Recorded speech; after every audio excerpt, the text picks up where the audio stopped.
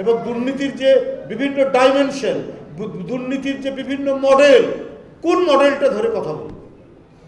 তার ভাগনা ভাগ্নি, ছেলে মেয়ে, কোনটা ধরে কথা বলবে? রূপপুর পারমাণবিক প্রকল্প রাশিয়ার সাথে চুক্তি করেছে 500 কোটি টাকা। শেখ হাসিনা, তার ছেলে সজীব ওয়াজেদ জয় এবং তার যে ভাগ্নি, সে আবার ইংল্যান্ডের এমপি এবং সিটি এমপির দায়িত্বে, তারা মালয়েশিয়ার এক ব্যাংক থেকে সেই 500 কোটি ডলার তুলে নেওয়ার, আত্মসাৎ করার অভিযোগ রয়েছে এবং সুস্পষ্ট।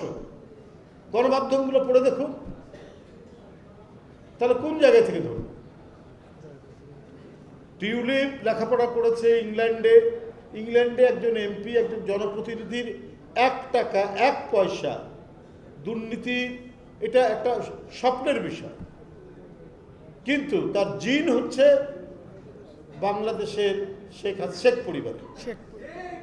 ওখানে লেখাপড়া করে এমপি হওয়ার পরেও তার জেনেটিক্যাল যে লাইন, এই লাইন সে ক্রস করতে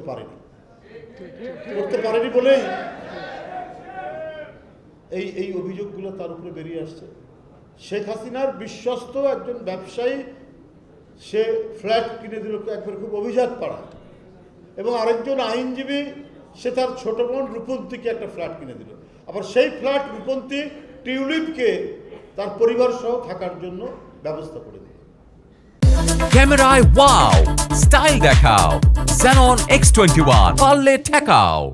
তাহলে এখন লন্ডনের সব পত্র পত্রিকা, ইংল্যান্ডের বিভিন্ন সংবাদ মাধ্যমে এই কথাগুলো আপনার যে বেরিয়ে আসছে, ওখানে মানে জার্নালিজম তো অত্যন্ত শক্ত জার্নালিজম। ওখানে হঠাৎ করে কারো বিরুদ্ধে কোনো অভিযোগ দিয়ে সংবাদপত্র লিখতে পারে না, কিন্তু সেখানে লেখালেখি হচ্ছে, কারণ এগুলো সবই হচ্ছে শেখ হাসিনার এক একটা বিভৎস দুর্নীতির চিত্র। সে চিত্রের আমরা কখনো লন্ডন, কখনো নিউ ইয়র্ক, কখনো জাপান, কখনো মালয়েশিয়া, কখনো দুবাই, বিভিন্ন জায়গা থেকে একটার পর একটা নিউজ আসছে।